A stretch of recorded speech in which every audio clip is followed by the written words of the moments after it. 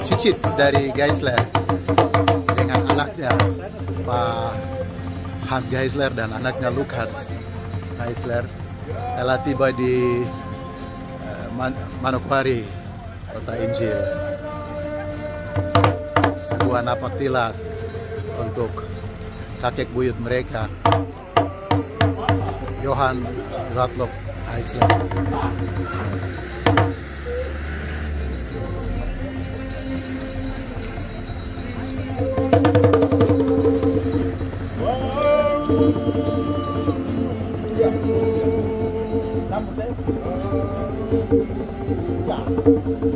Jalan pegang itu sana. Aku dengan Tojo cari mas.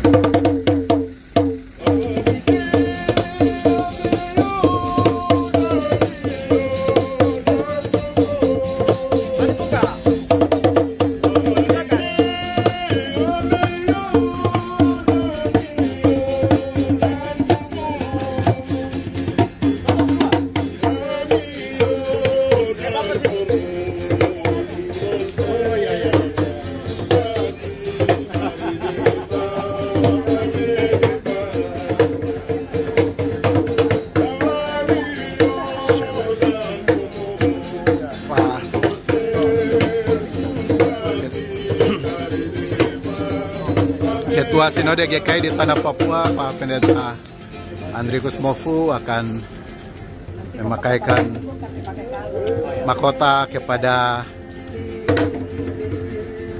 anak atau saudara Hans Geisler, cicit dari Johann Gottlob Geisler, datang dalam rangka perayaan HUT PI yang ke-170.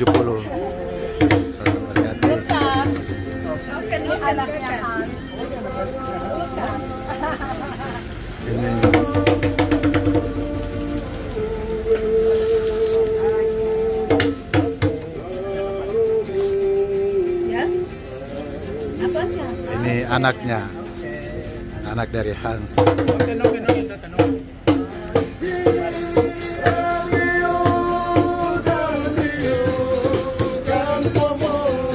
Kepala suku Doreri, Bapak Pendeta Montgomery juga mengalungkan noken pada Hans Geisler dan juga Lukas Geisler. Selamat datang di Mansinam.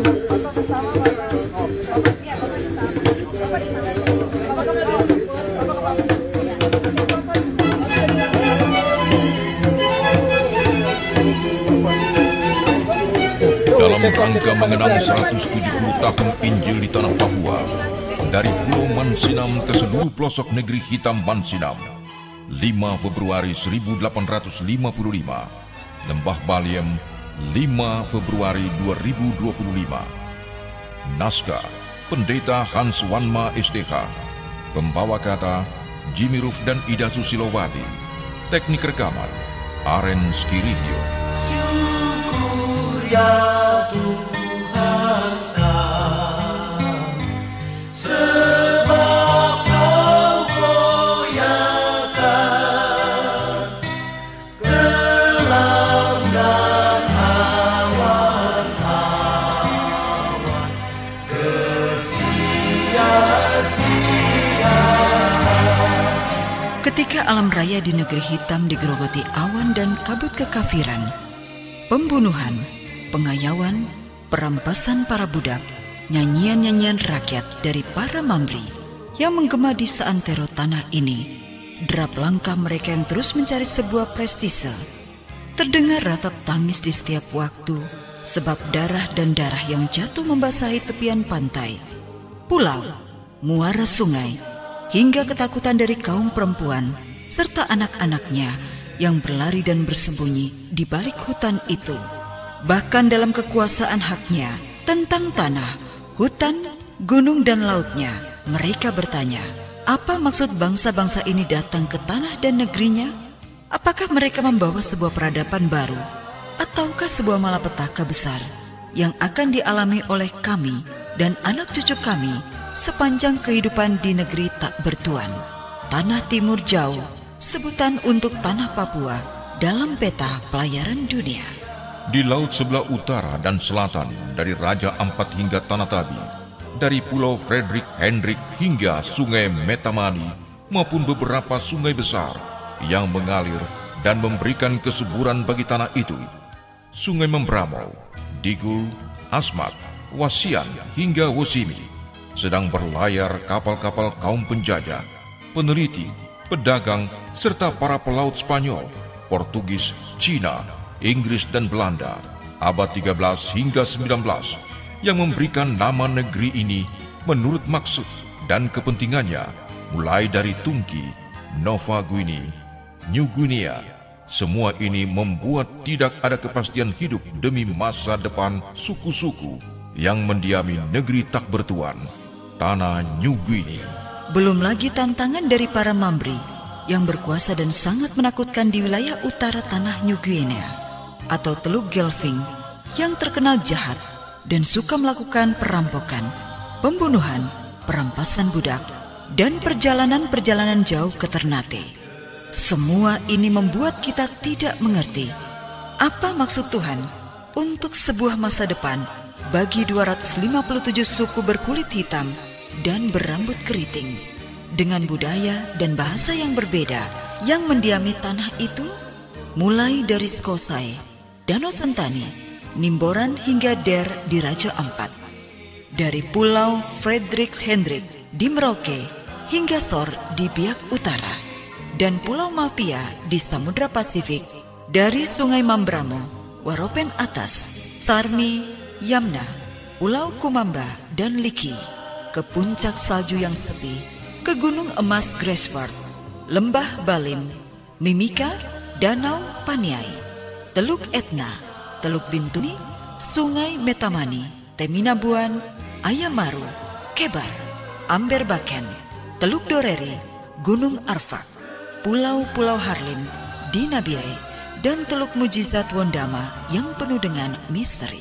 Mereka sedang menantikan suatu rencana kasih Allah untuk masa depan dan pasti, sebab ketika tertentu, terang kasih Allah akan menyinari seantero hutan rimba gelap, menyeberang sungai besar, mendaki bukit, menuruni ngarai dan lembah, membawa pulang manusia hitam itu untuk mengenal Sang Gembala Agung yang tidak pernah kelihatan dan meninggalkan umatnya dalam sebuah kebimbangan, sebab benih Injil itu telah menembusi sukma seluruh kehidupan, bahkan hati manusia hitam, penghuni surga kecil, tanah Papua, sehingga mereka berseru, "Menyeberanglah kemari dan tolonglah kami."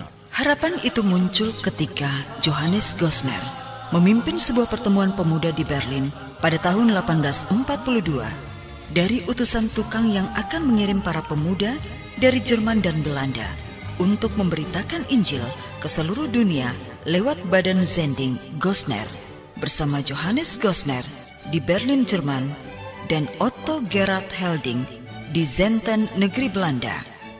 Dalam pertemuan ribuan pemuda itu, karena Gessler memakai baju biru yang sangat menyolok dari semua pemuda, maka Gosner bertanya kepada Gessler, "Hai pemuda berbaju biru, apakah engkau tidak mempunyai hasrat untuk membawa Injil ke tanah New Guinea?" Ketika Gessler bersedia, maka beberapa pemuda itu dikirim menginjil ke 4 daerah penjajahan Belanda di seluruh dunia: Guinea di Afrika Barat, Ceylon Sri Lanka, Hindia Belanda Indonesia, dan Suriname di Amerika Tengah.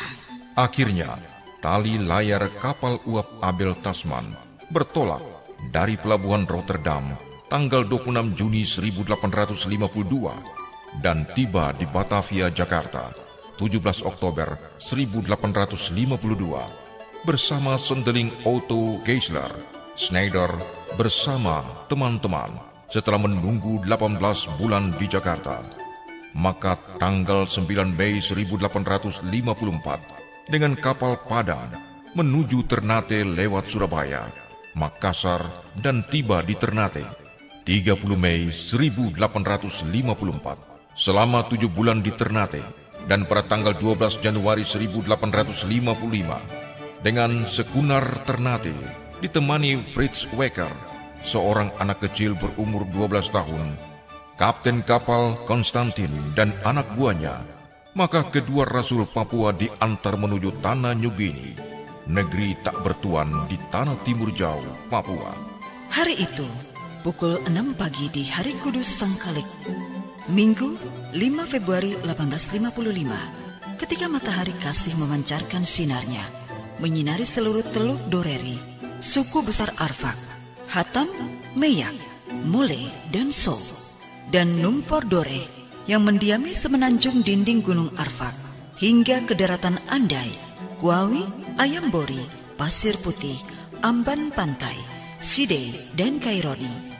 Kedua utusan Tuhan, Zendeling Johann Gottlob Geisler dan Karl Wilhelm Otto, mengucapkan seuntai kata dalam syukurnya ketika melihat teluk, gunung, dan dataran yang indah di saat matahari memancarkan sinar kasihnya.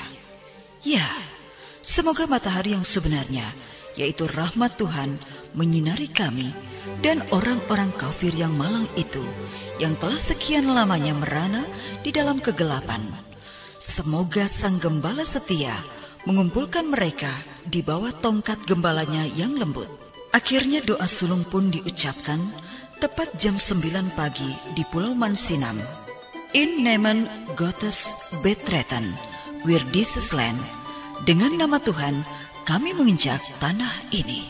Benih Injil yang ditabur, ada yang jatuh di semak belukar, tanah yang berbatu dan tanah yang baik, bahkan ada yang berbuah, tetapi buahnya busuk. Selama 7,5 tahun, 1855 sampai 1862. Tanggal 9 November 1862, pusara abadi sebagai persembahan pertama dari pekerjaan pemberitaan Injil dan peradaban di tanah kita. Menulis dengan tinta darah, sebab Injil itu berkembang sangat lambat dan memang terlalu lambat. Otto pun meninggal dunia dengan sebuah pesan. Sungguh alangkah bahagianya hatiku jika kelak di surga nanti saya bertemu dengan salah seorang di antara orang-orang ini yang adalah buah dari pekerjaanku. Tahun 1857, Injil baru diseberangkan ke daratan Kuawi dengan membayar 12 gulden. Setelah kematian Otto, maka Geisler sendirian di Mansinam dan janda Nyonya Otto, Augusta Letts, sang pembawa peradaban bagi bangsa Papua, yang membuka sekolah pertama di Mansinam dalam bulan Desember tahun 1858. Nyonya akan segera pergi meninggalkan Mansinam, Teluk Dore, dan tanah Papua untuk selamanya dengan kapal Esther Helena pada tanggal 17 April 1863 bersama anaknya yang berumur 2 tahun dan sementara mengandung 7 bulan. Syukurku panjatkan padamu, ya Tuhanku. Tuhan, Kau pengasih, pemimpin hidupku. Terimalah syukur kami. Gempa bumi yang dahsyat pada tanggal 24 Mei 1864 menyebabkan 250 orang meninggal dunia dari Maruni, Andai hingga dataran Ayambori, Kuawi, dan Farsirido. Geisler menulis dalam catatan hariannya bahwa Mansinam bergoyang seperti ayunan selama seminggu. Rumah penduduk di Mansinam, Kuawi, bahkan rumah Zendeling hancur berantakan dalam keadaan tidak ada harapan lagi. Maka 3 orang Zenderling, T.H. F. Klazen, W. Otterpur, dan Zairich, pergi meninggalkan pekerjaan zending di tanah Papua untuk pulang selamanya ke tanah Belanda. Dalam keadaan ini, hanya Geisler sendirian di Mansinam dan J.L. Van Hassel di Kuawi. Maka Geisler pun mengingat ucapannya ketika 3 orang utusan UZV, Van Hassel, Klazen, dan Otterpur tiba di Mansinam 18 April 1863. Tanah Papua yang luas dengan lautnya yang membiru, gunung-gunung lembah, pulau dan sungai-sungai yang besar ibarat raksasa yang sedang tidur, menunggu untuk dibangunkan. Sedang menantikan para pekerja yang setia dan dengar-dengaran. Lebih lanjut, Johannes Ludwig van Hassel mengingat ketiga rekannya yang sudah pergi. Sewaktu mereka mengheningkan cipta dimakan Zendeling Otto, maka Van Hassel pun berkata, "Kami datang di saat musim menuai air mata." Ketika perkembangan pekebaran Injil dan peradaban di tanah Papua dalam sebuah ketidakpastian karena gempa bumi di bulan Mei 1864 yang menyebabkan semua pekerjaan terhambat dan rusak berat. Namun dalam keadaan demikian, pada tanggal 14 September 1864, peletakan batu pertama pembangunan gedung gereja Hope Descartes Harapan Mansinam yang ibadahnya dilayani oleh Geisler dan J.L. van Hassel meletakkan batu pertama. Namun pada tanggal 26 November 1864, gedung ini ambruk akibat angin sakal yang melanda Mansinam. Namun Geisler tidak putus asa dan pembangunan gedung gereja darurat kembali dilaksanakan, sebab sebulan kemudian, pada tanggal 1 Januari 1865, dua orang Papua pertama yang adalah buah sulung setelah 11 tahun Injil ditabur di tanah kita, Sarah dan anaknya Margareta perempuan Numfor, dibaptis. Inilah persembahan pertama dari benih Injil itu. Injil yang diseberangkan dari Mansinam ke daratan Kwawi pada tahun 1857 dengan membayar 12 gulden dari Kwawi menuju Amberbaken 25 Mei 1865 oleh Zendeling Johannes Ludwig van Hassel sambil menunggu para pekerja Zending UZV yang akan tiba untuk membantu pelayanan di medan pekabaran Injil, sebab hanya Geisler dan van Hassel selama 3 tahun dari tahun 1862 sampai 1865 bekerja sendirian di tanah Papua. Tanggal 1 Februari 1866, tiba di Mansinam, Zendeling Rudolf Beyer, Kurt Beyer, Jan Dirk Kamps, dan Cornelis Witscher.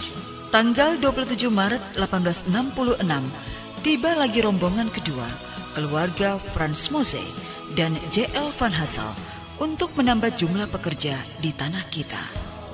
Tanggal 1 sampai 15 Mei 1866, perjalanan orientasi pekabaran Injil ke Teluk Wondama dan Yaur Kuati Sore dilakukan dalam bayang-bayang ketakutan dan kebimbangan, sebab inilah perjalanan pemberitaan Injil yang pertama sejak 5 Februari 1855 dari Mansinam menuju Gelvin Bay, Teluk Cendrawasih.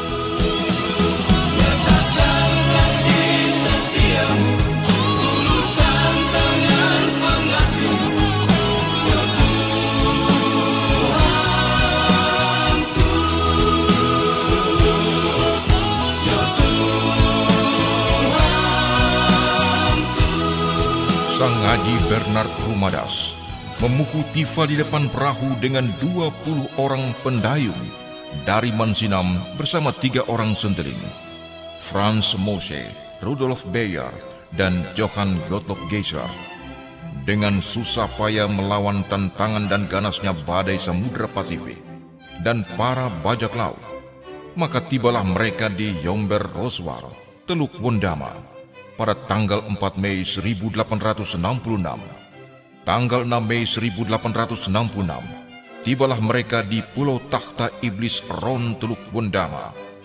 Perjalanan dilanjutkan menuju Yaur Kuati Sore dan tiba tanggal 9 Mei 1866 bersama 3 orang sendeling.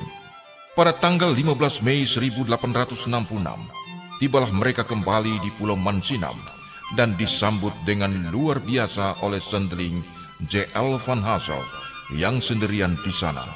Sebab inilah perjalanan orientasi pekebaran Injil yang pertama sejak tahun 1855 dan sangat berbahaya. Tanggal 21 Januari 1867, keluarga Franz Mose sudah menetap di Jomber Roswar, dan bulan Februari 1867, Zendeling Rudolf Beyer sudah ditempatkan di Shabesrun, Teluk Wondama. 6 bulan sebelumnya di Yaur Kuati Sore dan hendak dibunuh sehingga ia pulang ke Shabesrun. Namun di sana ia pun harus mengalami nasib yang malang, sebab istrinya Anna Cambier diracuni dan meninggal tanggal 3 Juni 1868. Sendeling William Hendrik Wolders pada konferensi Zending pertama di Mansinam 23 Maret 1868 diputuskan untuk menetap di Andai, sebelah barat Laut Manokwari. Sendeling Nicholas Rinoy dan Jan Dirkams ditempatkan di Roswar, menggantikan Franz Moshe. Namun Kams harus dipindahkan ke Andai untuk membantu Wolders yang sendirian di sana. Namun ia meninggal pada tanggal 25 Agustus 1870. Henry Noy pun meninggalkan Roswar, Teluk Bundama pada tahun 1874 untuk pulang selamanya ke tanah Belanda, dan pekerjaan di tanah Papua hendak ditutup sebab banyak sendeling, nyonya dan anak-anak yang meninggal, termasuk Geisler pada tanggal 11 Juni 1870 di Jerman dalam perjalanan mengunjungi keluarga, sehingga dalam perayaan 25 tahun masuknya Injil di tanah Papua 5 Februari 1880, sendeling Johannes Ludwig van Hasselt mengatakan bahwa ini bukan sebuah pesta sending atas karya Tuhan dalam medan sending di tanah New Guinea, tetapi ini hanya sebuah peringatan biasa, sebab jumlah kuburan dan pusara dari para pekerja kebun anggur Allah di tanah Papua lebih banyak jumlahnya dari orang Papua yang percaya, dan ini akan direnungkan dalam perayaan 50 tahun sending di Papua 5 Februari 1905. Kepastian tentang masa depan pekerjaan pekabaran Injil di tanah kita hendak ditutup. Namun Tuhan Yesus Sang Kepala Gereja ini tidak menghendaki umatnya di tanah ini seperti domba yang kehilangan gembala. Maka Sang Gembala Agung itu memberikan hikmat kepada pimpinan di kota Utrecht, Belanda, agar terus mendukung pekerjaan di tanah ini dengan mengutus pemberita-pemberita Injil yang siap berkorban dan mati untuk tanah dan bangsa Papua. Akhirnya dalam bulan Maret 1870, datanglah sendeling tukang Gottlieb Ludwig Bing, J.N. Nix dan J.H. Neuwirth. Namun keduanya pulang karena alasan kesehatan, dan Binglah yang bertahan selama 29 tahun di tanah Papua. Sebab dia yang membangun gedung gereja Bethel Mansinam dan diresmikan tahun 1880. Termasuk membangun Jemaat Maranatha Kota di Manokwari, kantor residen yang pertama di tanah Papua. Ia adalah orang Eropa pertama penemu kayu besi. Tanggal 3 April 1892, ia sudah membawa Injil ke tanah Tabi di Pulau Metudebi. Sewaktu pulang, ia membawa Waro Wasa Itar dan Fdai Hamadi, 2 orang anak Tabi, untuk dididik di Yenderun dan dibaptis pada tanggal 26 Mei 1893. Ia membuat peta dari Hamadi, Entrop, Abe Sentani hingga Ivar Gunung. Dia jugalah yang menemukan Danau Sentani pada tahun 1892. Namun akhir hidupnya harus menjadi pusara abadi di Yenderun, Teluk Bundama pada tanggal 3 Mei 1899. Datang juga sendeling Willem Lindard Jens tahun 1876 dan sendeling Jan Adrian van Balen tahun 1883 untuk menambah pundi-pundi para pekerja kebun anggur Allah di tanah kita. Bing dan Van Balen tiba di Yenderun pada tanggal 2 April 1884 dengan membawa Jan Arix Ayamiseba untuk menebus Mamri Ayamiseba yang dibunuh Marga Rumadas. Jan Arik sebagai anak perdamaian kepada Marga Ayamiseba, sebab nanti di tahun-tahun kemudian seluruh tanah Papua akan menceritakan tentang mimpi Jan Arix Ayamiseba yang membuat pertobatan massal di Yenderun dan menyebar ke Yapen, Biak Numfor hingga ke tanah Tabi, Raja Ampat hingga ke seluruh tanah Papua. Injil di tanah kita bertentangan dengan budaya dan adat, sehingga sangat lama perkembangannya. Namun pada tahun 1892 hingga 1896, 2 anak Papua mewakili masa depan bangsa kita mengikuti pendidikan di Depok, yaitu Petrus Kaviar dari Supiori Selatan dan Timotius Awendu dari Supiori Utara. Sementara dalam rumah sendeling J.L. Van Hazel di Mansinam, ada sejumlah anak-anak Papua yang dididik untuk membantu pekebaran Injil selain kedua anak yang berdiploma guru. Mereka adalah Yonatan Arix, Aquila Rumadas, Filipus Rumadas, Gerald Amunau, Paulus Rumbekwan, Yesaya dan Lukas Burbos, Albert Rumbrawer, Willem Rumbobiar, serta perempuan-perempuan Papua disiapkan oleh Nyonya Wilhelmina Mun Van Hazel dengan membentuk kaum Ibu Maria Marta tahun 1875, sehingga kita mendengar selain Sarah dan Margareta Yebio, ada Naomi Lydia, perempuan Windesi Wondama di Mansinam, yang membeli Petrus Kaviar dengan 150 perak. Boy Kironi, Priscilla Windesi, juga dari Wondama, yang membeli Manyosi Kiambo, Welem Rumainum dengan sepasang anting-anting emas. Boy Kironi Priscilla Windesi, juga dari Wondama, yang membeli Manyosi Kiambo, Welem Rumainum dengan sepasang anting-anting emas. Kandake Christine asal Karon yang dibaptis pertama di Utrecht, Belanda tahun 1876. Eli Margareta perempuan asal Sausapor yang berumur 16 tahun tetapi sudah menjadi guru membantu J.L. Van Hazel di Mansinam.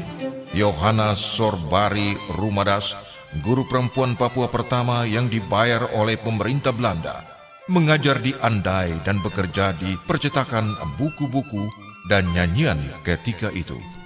Perempuan ini membantu sendeling Van Hazel, Andreas Palaway, Manfuni Rumbruren, perempuan Papua yang menyusul sendeling Franz Johannes Frederick Van Hazel, anak dari J.L. Van Hazel, dan Nyonya Mun dari 2 minggu hingga 52 minggu atau setahun. Sebab inilah yang mengherankan, sebab di tanah kita Injil itu berjalan dari satu tanda heran ke tanda heran lainnya. Dalam tahun 1906, Zendeling F.J.F. Van Hazel dan Derek Bernard Starenburg pulang dari Ambon. Keduanya pergi ke pulau-pulau di Maluku, Halmahera, Saparua, Nusa Laut, Bacan, Leti, dan Buru untuk mencari anak-anak muda Ambon yang bersedia bekerja di tanah Papua sebagai guru. Maka datanglah Yusuf Syaheninia, Lawrence Tanamal, Ruben Haurisa, Yakob Pati Nasarani, Alexander Apitulei, Andreas de Freitas, Peter Lewakabesi, Johan Pikauli, Yakobus Patiruhu, dan Domingus Lisapali. Dengan seruling bambunya, kemudian ia mendidik anak-anak di Syabes Pulau Run untuk meniup seruling yang pertama kali di tanah Papua. Inilah guru pertama yang datang di Mansinam, tinggal di rumah F.J.F. Van Hazel, dan sebagian datang di Yenderun untuk dibina oleh Starenburg.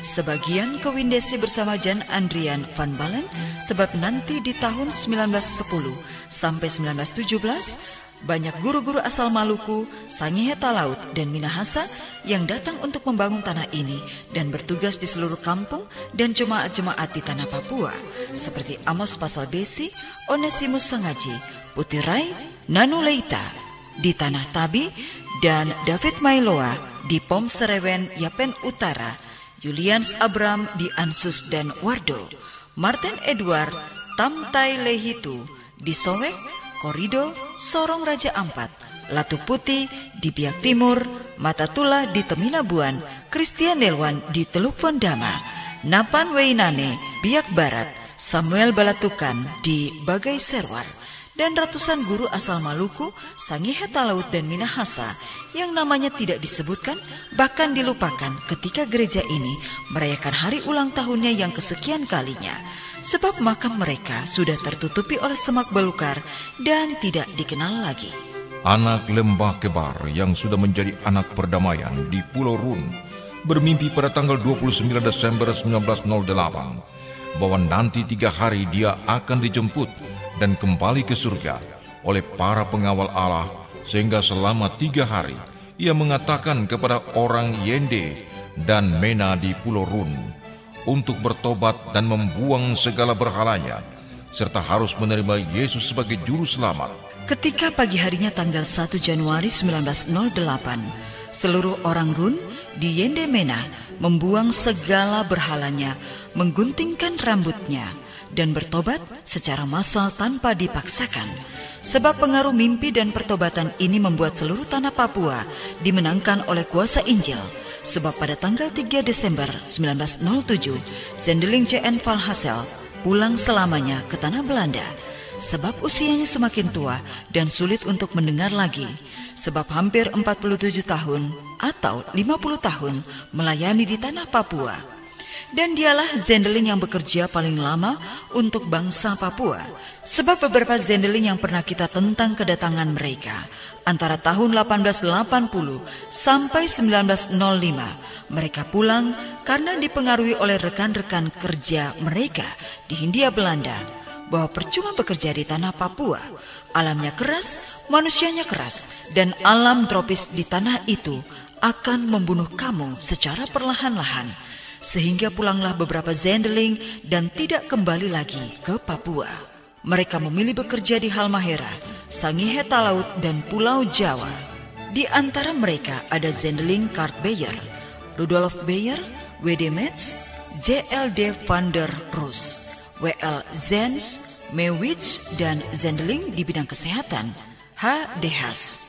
Sementara mereka yang meninggal di Papua adalah Karl Willem Otto Dikwawi tanggal 9 November 1862, Nyonya J.L. Van Hassel Sylvia Husrait Dikwawi 14 Juli 1865, Franz Mose Yombe Roswar Teluk Wondama 21 April 1868, Nyonya Rudolf Beyer Anna Cambier meninggal 3 Juni 1868 di Siabesrun, Jan Dirkskams Andai Manokwari 25 Agustus 1875, Van Splunder Misol Raja Ampat 1886, Nyonya Van Balen Maria Apollonia meninggal pada tahun 1886, dan anaknya William Hendricks Wilders di Andai 30 Juni 1892, Zendeling Gottlieb Ludwig Bing di Yenderun 3 Mei 1899.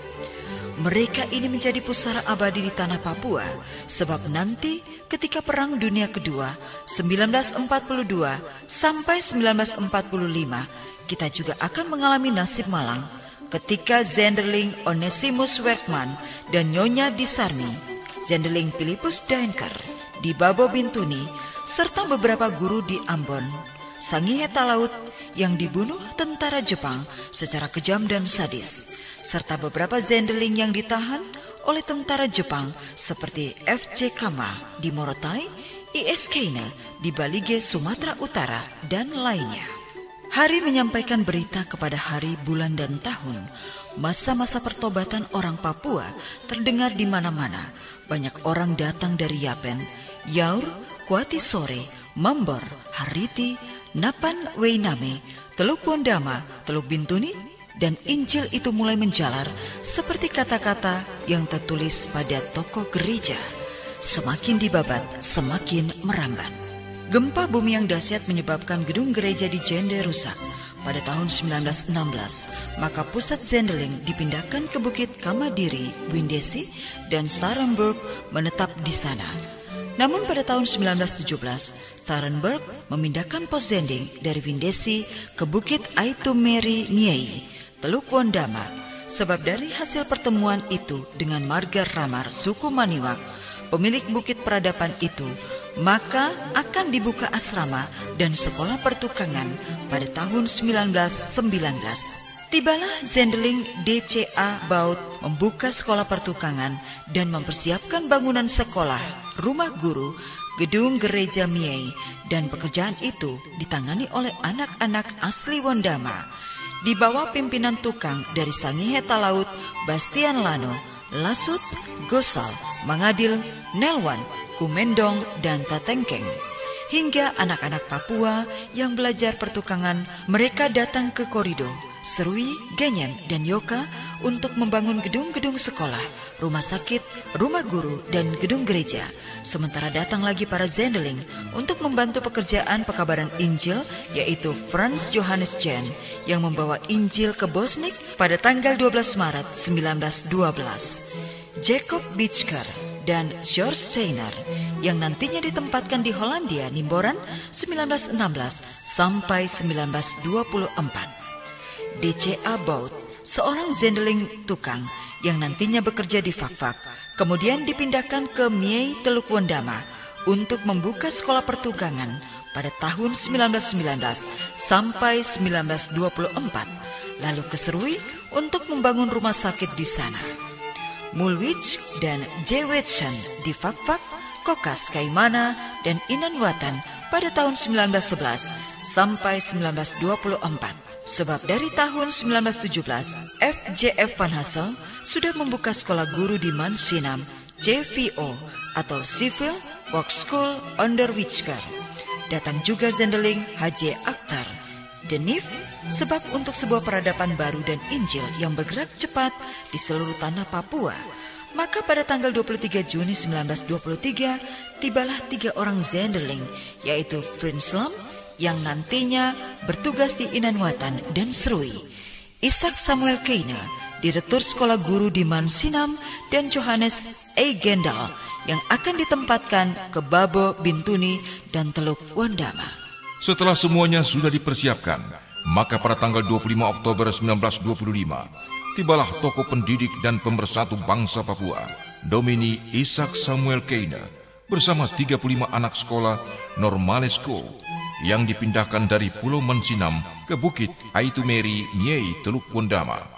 Dan sejak saat itulah, Miei menjadi pusat pendidikan dan peradaban orang Papua sejak tahun 1925 hingga 1942. Sebab anak-anak Papua datang dari seluruh tanah ini untuk dididik di sana menjadi guru sekolah dan guru jemaat, supaya ketika tertentu mereka pulang membangun jemaat, kampung halaman dan tanahnya, sesuai dengan apa yang dikatakan Keina. Bangsa ini akan bangkit dan memimpin dirinya sendiri.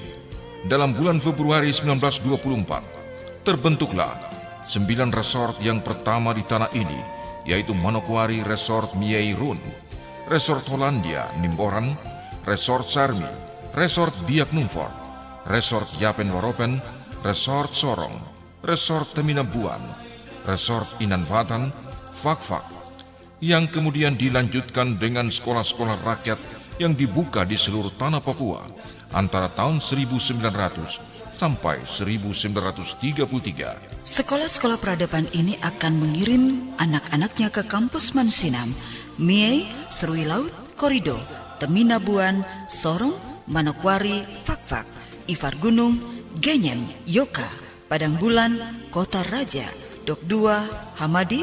Sebab setelah Perang Dunia Kedua, pusat zending di Kwawi Manokwari dan pusat pendidikan di kaki Bukit Aitumeri Miei Teluk Wondama akan dipindahkan ke Hollandia. Maka pendidikan lanjutan bagi anak-anak Papua dibuka. Hingga GKI berdiri pada tanggal 26 Oktober 1956, dan berita Injil itu masih akan menggema ke Baliem Yalimo, Mambramo, Waropen Atas, Danau Paniai, hingga sekolah guru di Tiom. Walaupun tahun 1905 misi Roma Katolik sudah membuka pekerjaan di Merauke dan Mimika, hingga Babo Bintuni dan Gereja Protestan Maluku GPM yang pada tahun 1934 membuka pekerjaan di wilayah Inanwatan, Fakfak, Kaimana, dan Kokas, serta sebagian masyarakat Papua di Raja Ampat, Babo, Arandai, Fakfak, Kaimana, Kokas yang jauh sebelum masuknya Injil di tanah kita.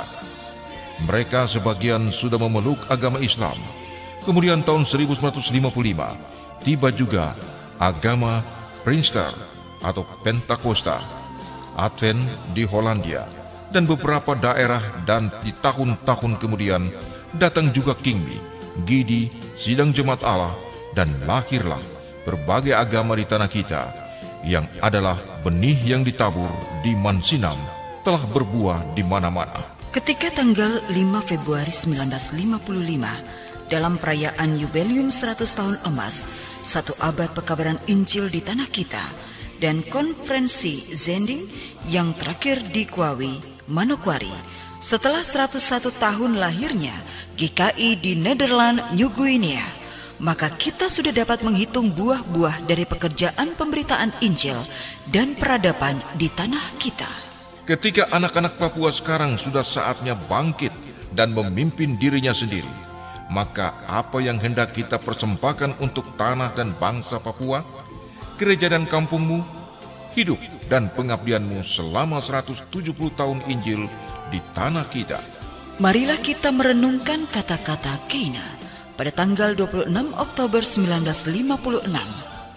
Di tanah ini Anda boleh memegang kemudi dari kapal yang namanya Nederlands New Guinea, tetapi bukan Anda yang menentukan angin, arus dan gelombang. Ya, Tuhan sendirilah yang menentukan angin ribut dan angin reda, serta menentukan kapal itu meluncur dan mendapati daratan-daratan yang ditemukan. Dan inilah yang mengherankan, sebab barang siapa bekerja di tanah ini dengan iman dan dengar-dengaran, ia akan melihat tanda heran yang satu kepada tanda heran lainnya, dan inilah menentukan perkembangan. Di tahun 2025 ini adalah tahun kesehatian. Marilah kita berlayar di tengah-tengah tantangan dan hambatan yang menantikan kita. Bekerja bersama-sama, jalan berdekat-dekat, hidup dan beramah-ramah, bersehati sepakat. Demikian tadi, dalam rangka mengenang 170 tahun Injil di tanah Papua, dari Pulau Mansinam ke seluruh pelosok negeri hitam Mansinam, 5 Februari 1855, Lembah Baliem, 5 Februari 2025. Naskah Pendeta Hans Wanma STH, pembawa kata Jimmy Ruf dan Ida Susilowati, teknik rekaman Arens Kirihio.